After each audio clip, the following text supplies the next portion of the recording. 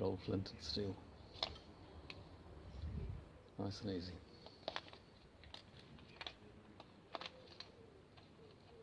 Hi, do you like spicy sweet potato and potato wedges? I like them too, and I'm going to try out some parsnips in this as well as an experiment. I'm going to cook these on a portable rocket stove that I made myself a few years ago using scraps of wood left over from woodworking projects, and then I'm going to enjoy them in the garden. When it's all finished, I've got a nice bottle of wine which I'm going to open as well to enjoy with it.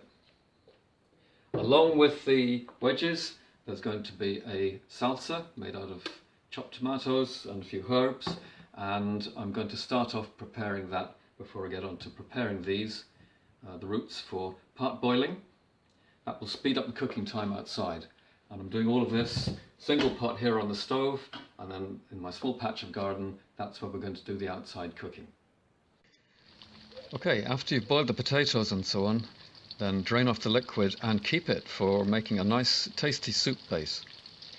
Then light the stove and allow it to burn for about 5 to 10 minutes to get the combustion chamber good and hot for its best efficiency. Heat the oil up well and fry the potatoes in small batches until they start to go golden brown. Then remove them with a strainer or a pair of tongs to a bowl to let them rest ready for the next stage. Very important safety point is keep kids and pets well away from the cooking area so that they can't knock the pot and accidentally spill the very hot oil over the place. That's really important for your safety.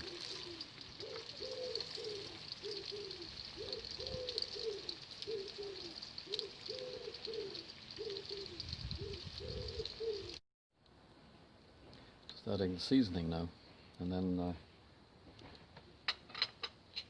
it's time for a second fry to crisp them up.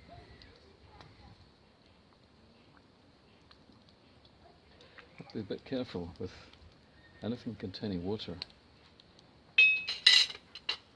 going into the frying. So be really careful if you add anything like this, only a little. One little learning point that I had from this was that in this stage I put too many potatoes into the pan at once, and also the oil needed to be a bit deeper. I'd kind of run out of extra oil by this time.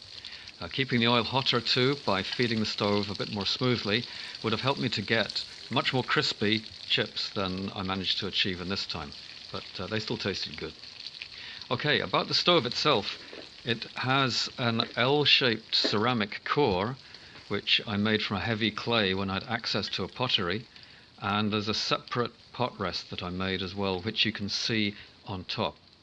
I added a barbecue grill to the top of this to support the wok, just to improve the airflow, because it was really designed for another cooking pot. The stove core is insulated heavily with particles of vermiculite, which I got from a garden centre, and this is all contained inside the cooking pot that you can see. This was an old kitchen pot that I was given by some people at the last school I worked at.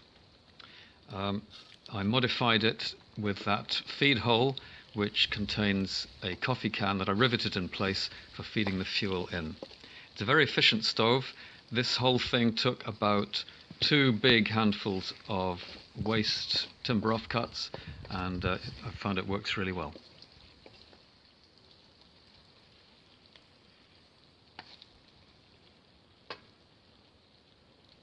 Needs a little more heat.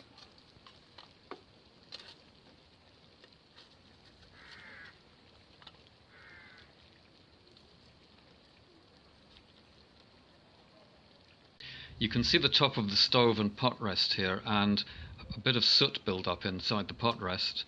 I think it's because it would really need a taller chimney to allow for more complete combustion time and reduce the soot build up. I'm going to post a separate video showing the deconstruction of the stove so you can see how it's all put together.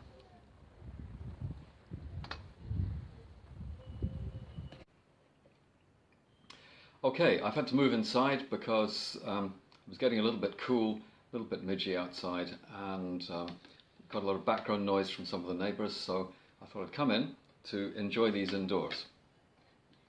So here they are, It's a whole bowl of nice tasty wedges. I've tried a couple already sneakily off the camera, and they are good.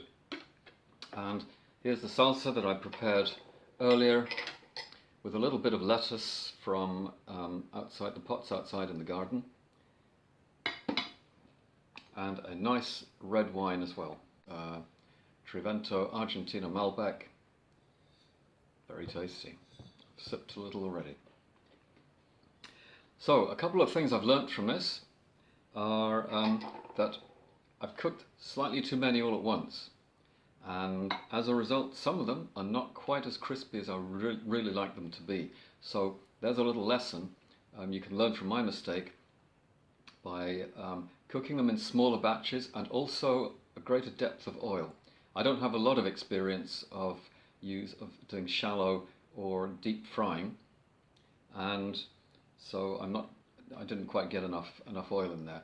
So a bit more oil, keeping it really hot, and smaller batches, and that's going to get them even crisper than these. So let's try one. Piece of sweet potato.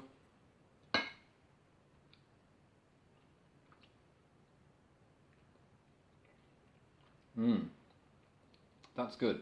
Really, really nice. Even if it's not quite as crisp as I'd really like it to be, it's still good.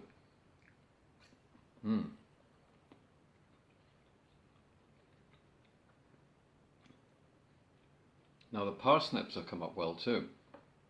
Again, you need to get them really crisp to get the best of them, but they're deliciously sweet.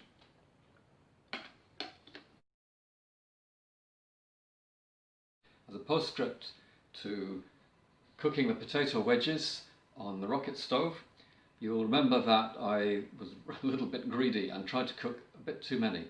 So what I've done with the leftovers, it's a day later now, and I've got more of the salsa mixed in with the remaining potatoes and a bit of the lettuce on there. I've heated all of this up again in the microwave, mixed it together. It's actually made a really nice looking sort of a thick stew.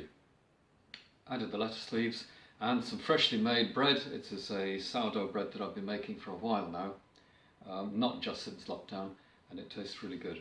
And washed down with a little bit of wine. It's a lovely, quick, simple way to use up the leftovers on a Sunday evening before I go back to work tomorrow. Okay, so bon appetit, cheers, and hopefully see you again soon. If you've liked this video, please click the like button, and look forward to seeing you for more projects.